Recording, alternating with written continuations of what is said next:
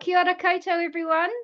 Welcome to another Aotearoa Divorce and Separation Institute Meet the Coaches webinar.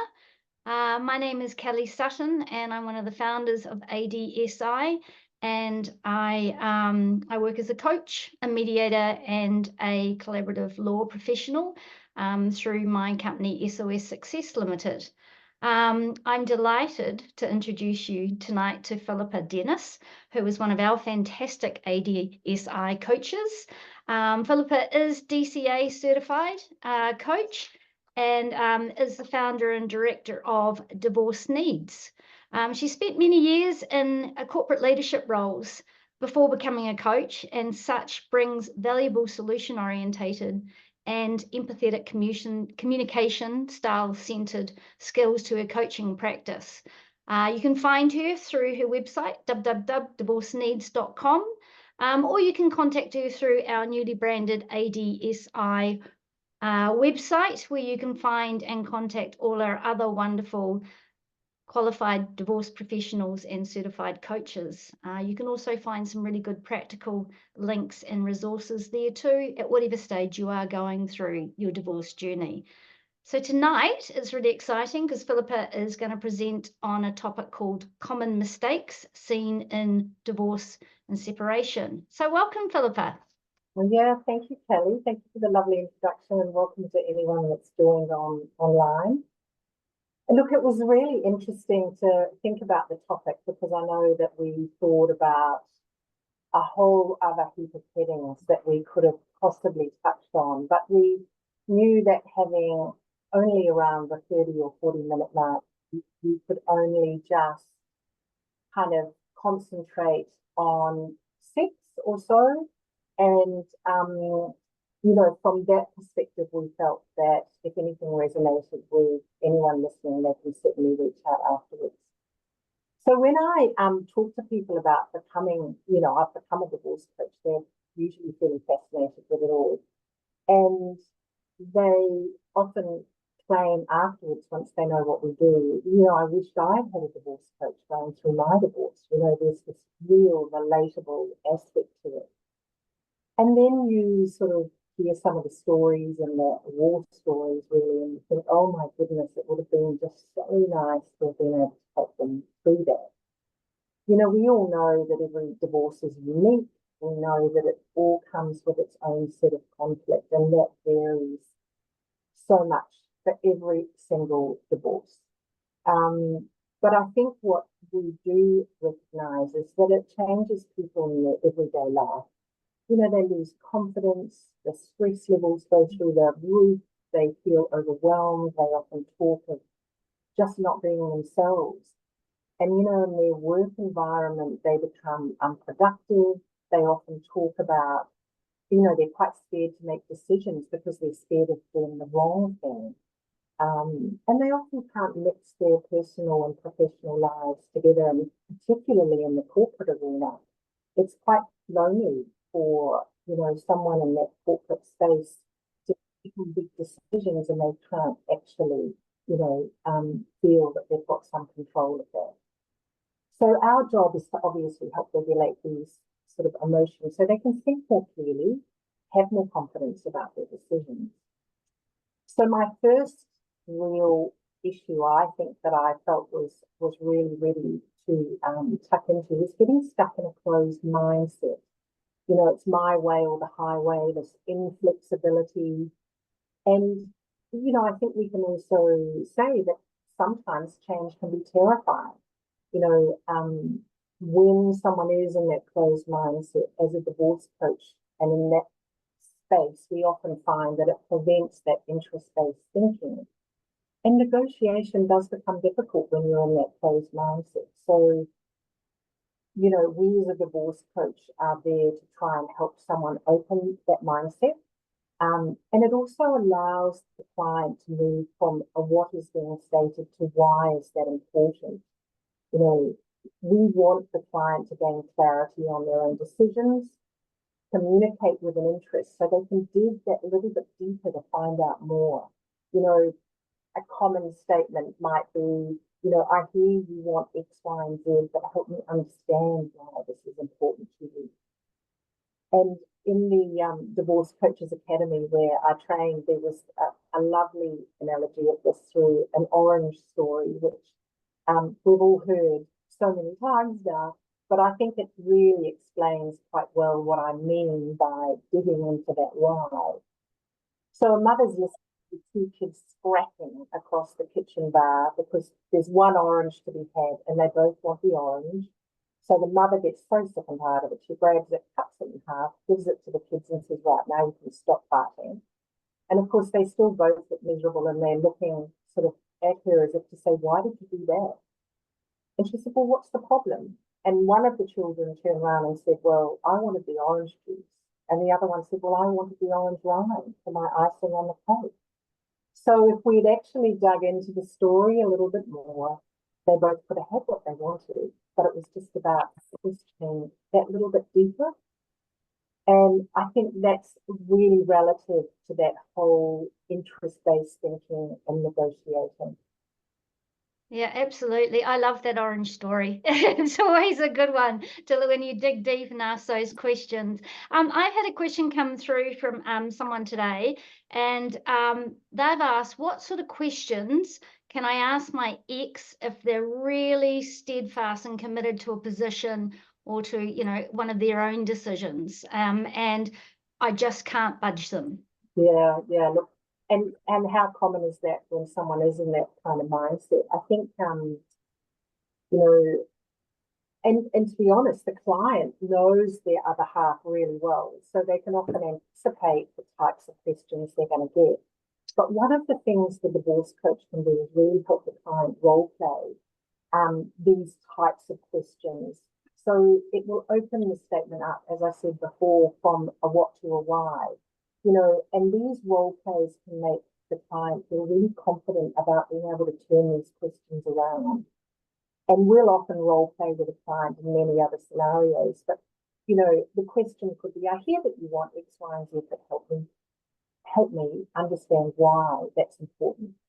And we also try and help train the client to when you've got a statement being made, it's very easy to come up with a response quite automatically because they've dug their toes in and it's like, well, no, but, and you've got an explanation as to why that can't happen. We try quite hard as a little golden nugget for a client to put in their back pocket. Try responding with a yes and then it moves forward in this really positive way. And I think some clients have found that to be really, really helpful.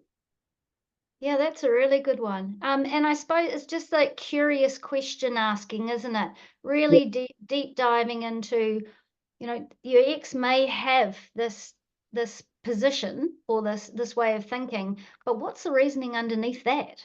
Be really curious about them and why they want that. And that's when you start asking those questions, then you get a greater understanding, and it then allows you to start opening up your options and coming together and thinking about what's more options out there, and get a great understanding of their way of thinking. Yeah. So that's one of the good ones. What's the next mistake? Okay, so the second one I pulled up was turning over the decision-making power to someone else. And we know that when people lose confidence, they aren't thinking clearly and they want someone else to make the decision. You'll often hear someone say to you, tell me what to do. And of course, as a divorce coach, that's never what we do. The decision making is always through the lens of the client, and it's their decision as to what they want to do. So I know that sometimes it can be seen as chucking in the towel and you turn over this decision-making power, but also remember that for some clients, they're exhausted. And it's not so much that they're chucking in the towel, it's just that they are feeling there's nowhere else to go. So, as a divorce coach, we want a client to look back at their divorce and know that they've made the best decisions at the time. You gained the right advice from the right people, and this advice aligned with your values and needs. Throughout any divorce, the divorce coach is a lovely cog in the wheel, but as a disclaimer, we don't give financial advice, legal advice, medical advice, mediation advice. But we are aware that if a client needs that, they need to go out and find someone that works with them and they get that right advice so that they can feel comfortable around the decisions that they make from that, and it fits with their goals and it fits with their values and their needs. I actually had a lovely story not so long ago. I met a guy at a networking event who said, years ago when I was divorcing, there was no such thing as a divorce coach. And, he said, I was fighting for about 2 years with my other half. And to be honest, I was exhausted. I was bullied. I was nagged, and I gave up. And I sort of said to him, looking back on that years later, do you regret that decision? And he said, I didn't care about the materialistic stuff, but he said, I wished I'd had someone beside me helping me to work out how I could keep the children in my life with our relationship and me being really important as their father. He said, although I've gained that beautiful relationship with the kids and the grandies are all around him and he's such a happy man, he said it was the only thing that he wished he had not done, because he gave it away. And he said, I truly believe I shouldn't have done that. So, yeah, interesting. So I've got a question here saying, how do I know, or when I know if I've made the right decision? Yeah, well, that's a good question, because a lot of it is about if you work through your process to, how you got to your decision. And this is often something that you will do with the divorce coach. She will be questioning, or they will be questioning with you as to, how does this align with your goals? How does it align with your values? When you got the advice and the information, did you feel it was the right advice? Do you feel that it meets your needs and your expectations? And have you managed to get a resolution from it? And I think if you can actually hand on heart reflect back and think that that process was gone through really well, I actually believe that you'll probably find you did make the right decision. Because it's so important to reflect back on the separation itself and know that you were in the best place, best space, best self, and made those really good decisions. Yeah, and I think it's really important to remember that although it's really important to get advice and get information, and the lawyers and the financial advisors are advisors. They're not your decision makers. And at the end, they go away and you're living with your decisions. And if someone else has made those decisions, it can be, you can really be quite regretful and quite angry and carry that into the future because you're living with other people's decision making. So that's a really important thing to remember. That, yeah, and I think I love that you said that coaches really help you through that thinking process of whether that decision feels right according to your values and your goals and your best self, and once it's that sort of gut feeling, when you feel a bit churny inside, it's like, oh, I don't know if this works. That's where you're kind of helping them move through those decision making. Absolutely, yeah. And such good points. And again, it's probably a topic all on its own, to be honest, but it's like we're just trying to keep it high level. So if it resonates with someone out there, please get in touch with us for sure. So my number 3 was using the courts to get emotional justice. And this is a really tricky situation because often, some separations and divorces end up in the courts. There's usually high emotions and the conflict runs really deep usually. And it's about people really not being able to stop being in that problem cycle where they are constantly feeling like they're rinsing and repeating in this cycle of, betrayal, and they're looking back a lot of the time. We talk about divorce is never fair. And you hear that on a number of occasions. And, the courts look at the laws of divorce. They don't legislate morality, and they look at the facts. So again, if you and your partner cannot resolve the issues you have, you leave the courts to make those decisions. And as you rightly said before, Kelly, you may not like those decisions that are made, but you have to live with it because you decided that you didn't want to try and work it out. So when the divorce coach tries to help the client shift from that problem cycle from the past to focus on the future, that's very much our role. We're very future focused, vision driven, forward thinking, and we really like to test different ideas so the client can then see those potential outcomes. We often talk about, and it's a coaching touchstone, that, we want the client to come to any mediation, anytime they even come to us, they'll be in front of a lawyer, that they bring their best self and they have this lovely, strong composure. Because we often talk about this being your brand. And we want the client to look back on these decisions in tough times and know that they were at their best during these negotiations. And as I say, it's a real cornerstone for a lot of our coaching, is if we can encourage people to be forward focused, not looking back all the time and rinsing and repeating in those problem cycles, you will often shift them, and they can get some really lovely results from being forward focused. Yeah. And it's important for them to remember that every decision they make now affects their future life moving forward. So that's, So I've got a question here saying, how do I make myself think like this when I am furious with my ex and I want them to pay for what they have done and how they've mistreated me? You're in that total mindset. And that is a really tough space to be, and it's really common when one person is feeling totally betrayed and they're feeling so hurt, and these high angry emotions and feelings of betrayal are so real.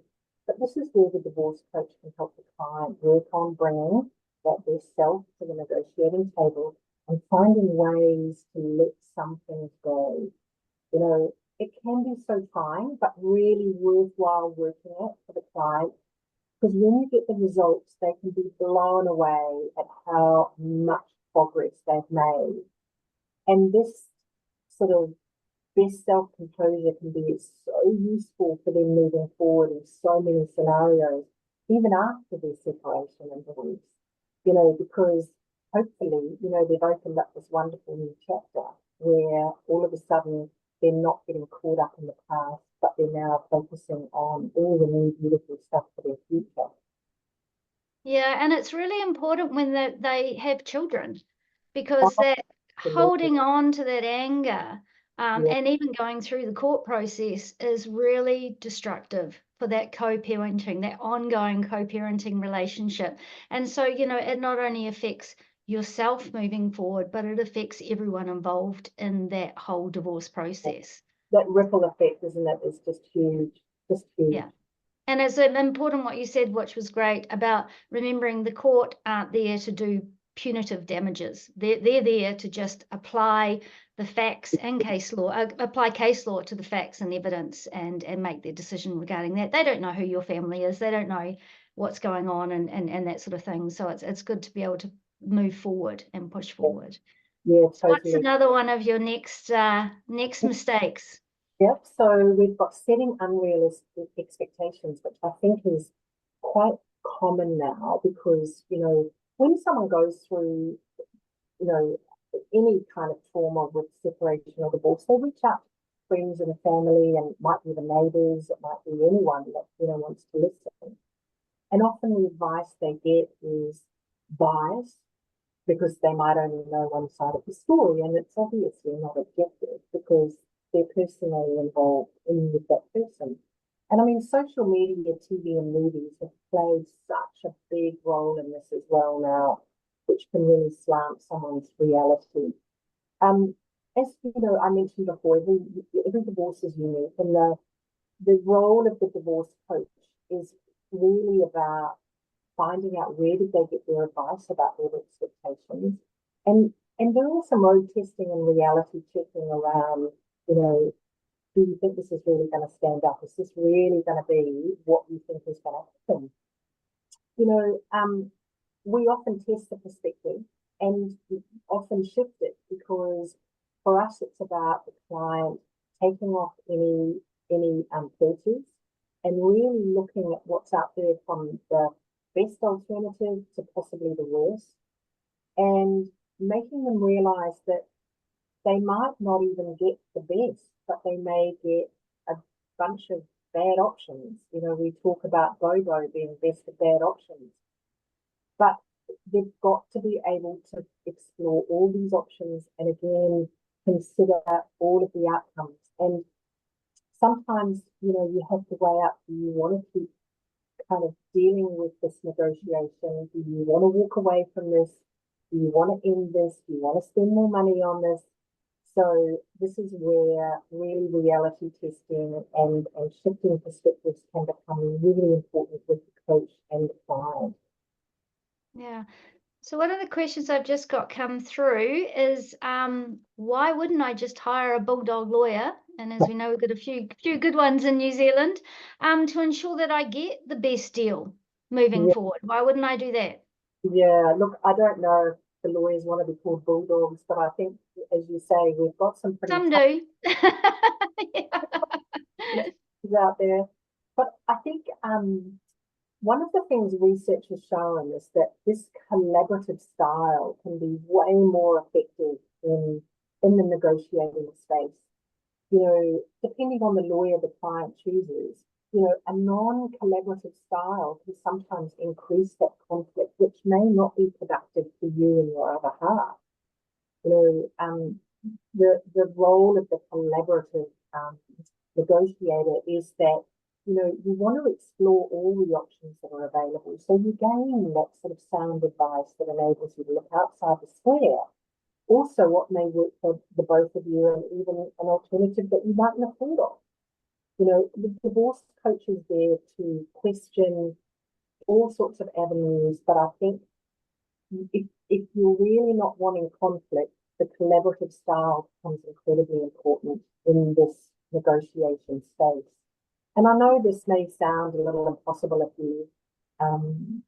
if you know you've always been in conflict with your partner in the last sort of wee while through this separation or divorce, but you know, bringing again your best self to the table, you can be really surprised at the result and the influence you can have around some of those important decisions. Yeah, and I think one of the great things that coaches can do as well is to help you find the lawyer that suits you and what you're aiming for, what your goals are, and be able to, one, articulate your goals to that lawyer, but make sure that that lawyer works well with you. And that's where coaches can work and say, you know, what are the questions you want to ask the lawyers that you're going to go and have a look at to where you feel comfortable with? Because if you've got a lawyer working for you and alongside you and understanding your goals, then you know you can continue to be your best self moving forward with someone supporting you. Oh, that's perfectly said, Kelly. And I also think that, you know, a lawyer that works with you will bring out the best in you as well, you know, so it just works hand in hand. Yeah. So the next one is one of my favorites because it comes from the corporate world, where not having clear goals and strategies was very much a part of my old corporate life. And, you know, the divorce coach needs to help a client look to the future and know what their vision is, and then help them around how are they going to get there. So, you know, setting goals that aligns with the client's values and needs and having that right information becomes really important in the goal making. But the real critical piece here is the client takes ownership of these and they move forward with that clarity and confidence around how is this goal going to get me to where I want to go. So strategic planning becomes quite an important role with the client and the divorce coach. And we often talk about a goal in the business world, but it's also in the divorce coaching world being a SMART goal. And the SMART is an acronym for that specific, measurable, achievable, realistic, and timely element to it. And it sounds maybe a bit gobbledygook to someone that's listening, but actually when you break it down, you can achieve some really really specific goals from this that can be what you're focusing on right now. And I thought I'd give an example to anyone listening as to what a goal may look like, because this actually worked really successfully with a client. The goal was, I want to bring 3 options to the table around childcare and co-parenting that would work for us both during the week and the weekends, to have road tested and role played these with the divorce coach and have ready to table at our first mediation. And what was really cool about this goal was the client became really confident about those 3 options. When they were tabled, it really turned into a blend of all 3, and they came out with a result that they both really loved. And, you know, so you kind of realize that work to be able to put into that goal becomes really important. If you get resolution like that, it's just such a lovely feeling for the client and the other half. Yeah. So how many goals should you have? How many of these SMART goals should you, be looking at once? Look, I think importantly, don't have too many. You don't want a gazillion SMART goals and see what sticks at the wall. You know, it's like keep them really focused on what your issues are. I would say if you're focusing in on 1 or 2 things, only have 2 SMART goals at a time. And then as they get achieved, you might want to have another one, depending on what that next future focus might be.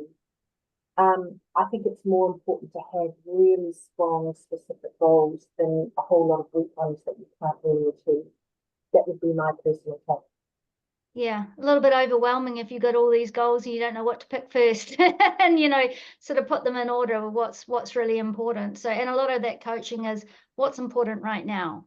And then, let's start moving through, but, and putting them into little, creating them into small steps moving forward, and they become more achievable. And it's quite nice when clients start saying, oh, we achieved that goal.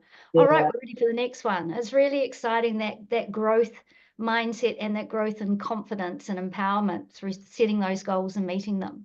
Oh, totally. And also making sure that this really is about your vision, and it is really about your future focus and what's important to you. So yeah. So my last one, and I think we're getting close to time, but I'd love to squeeze this one in because it really is a topic all on its own. But not keeping the children centered in the decision making of how you go from a parent. We talk about a child-centric divorce versus a divorce-centric child. Parenting plans become so important, and we are, as I say, only touching on this at high level.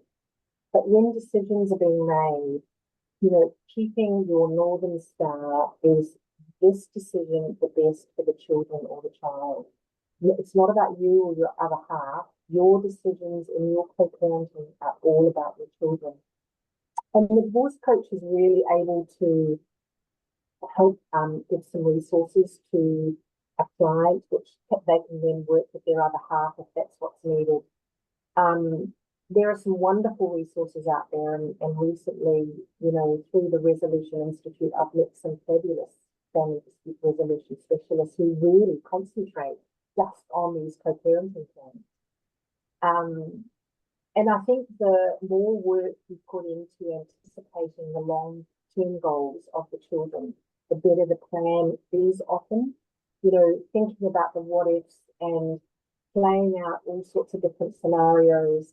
And although it takes a lot of work, it's really worth putting the work into the front end to get the back end result.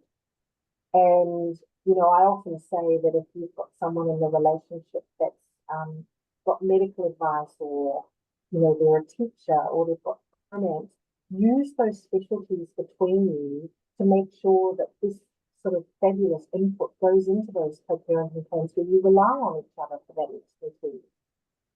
And I also think that these should be looked at regularly, and not sort of, they get tucked in a drawer and never pulled out, but especially at least once a year, or when there's a change in a circumstance. It might be a partner moving in with someone, or another child may come into the household. There's lots of elements of change or circumstances that could change that do require you to go back, visit them, tweak them, because you want to keep these as as tight and as well versed as you can. You know, I think it's really imperative. Yeah, and children grow up from year to year.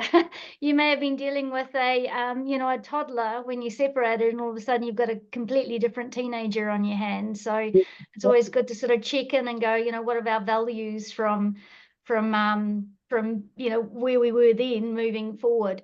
So I've got one question here saying, in terms of a parenting plan, do you believe that children have a voice in that parenting plan? Oh, I think, it's obviously very unique to both parties, but I think depending on the age of the child, I think that there is a real need to encompass and encase them within, what your thoughts are between the two parents. And I think, depending on what the issues are, depends on, what sort of say those children have. I mean, I'm sure you've probably seen quite a lot of this, Kelly, in your life, as a divorce coach. And I would think, I probably I don't know if I involved my children too much in my co-parenting plan, but then they were that little bit older, you know. Yeah. So it's interesting. I do deal with it a lot in my mediation practice, and now we have sort of more child specialists involved in mediation, where they take, it's not the children making decisions about themselves, but it's having a voice, so the parents get an understanding of how they feel, Yeah, and especially get an understanding of how they're coping with the separation and yeah, what that looks like for them. And then we have, of course, the voice of the child in the court system that gives that child a voice in their care, yeah. ongoing care moving forward. So I think that is a really good part of, actually getting a little bit of an idea of how the children are moving forward and feeling, and parents remaining really open to having those conversations. But again, the decision making around the children, they still want their parents to have that control and make those decisions as well for them. Yeah, and I think, as I said, I think this is a topic all of its own. I'd love to see a webinar about, co-parenting and things, because I think there's so much more to it than, just skimming the surface like I've done. But, I suppose if anything resonated with any of the listeners out there, love them to reach out either through the ADSI website or through the website. Because I think we've got some wonderful resources available to help clients. And also, if they want to locate a divorce coach, they can certainly reach out through the ADSI website. Absolutely. Are there any tips that you could give just before we finish today on what a good parenting plan looks like? Well, I think the more detailed it is, usually the better it is. I think the more scenarios you kind of play around with, what if, and you kind of keep digging and you keep digging. And I think it should come up with the different age levels of how you think now as a parent. And that may change in a couple of years' time as the kids change and as you change. And the more things you learn, the more things you see, the tweaking that may occur. I still believe that the harder you work at the front end of this, the better it looks at the back end, and remembering that it's unique to both parties and it's very unique to just you and your children. And the more specialized you keep it, I think the better the outcome, really. Yeah. A lot of it's in that minimizing future conflict. Let's start thinking about it right now, Yeah. and thinking of ways where there may be, there is going to be differences of opinion, because we're only human, and that's part of parenting, even if you're together. So just, how can we minimize that future conflict, and how can we think about ways of moving forward? And that's that wonderful, get together every 6 months or a year and review it and say, what's changed, what's different, and think about events that may cause conflict in the future. For instance, reintroducing new partners, and blending families and things like that. What would our idea about looking at that, and how would we discuss it, and what needs to be done first, discussing meeting that new partner, and how everyone can help the children adjust and remain stable moving forward. and so many different angles, isn't there? It's just fascinating. But again, Northern Star is what is best for the children or the child. And And I as think you said, another webinar full discussion. It's a big topic. exactly. But I think, look, that's the 6 that I had tucked away for the webinar. It was getting stuck in the closed mindset, turning over decision-making power to someone else, using the courts to get emotional justice, setting unrealistic expectations. The 5th one was not having clear goals and strategies, and the 6th was not keeping the children centered in the decision making of how you want them to think. Yeah. So that was, my 6 choices, but I'm sure, as we know, there could have been many more, but I hope anyone listening tonight has enjoyed listening and hearing about it. Yeah, thank you so much, Philippa, for tonight. That's just, it's been, I think it's a really good thing to talk through those common mistakes and how divorce coaches can actually help their clients to avoid those mistakes. And in the end, it'll save that time, those extra costs, the emotional conflict, and the relational damage and that emotional stress that goes into all those mistakes and what happens if they are made. So if anyone out there is really struggling right now with some of those issues, please reach out to Philippa or one of our wonderful coaches on our website, ADSI, and we are here to help talk through and help you through those times. Thanks again. And thanks so much for being such a lovely host. I've really enjoyed my half hour or so with you. That's gorgeous. Wonderful. Good night, everyone, and have a lovely evening. Ka kite. Thank you.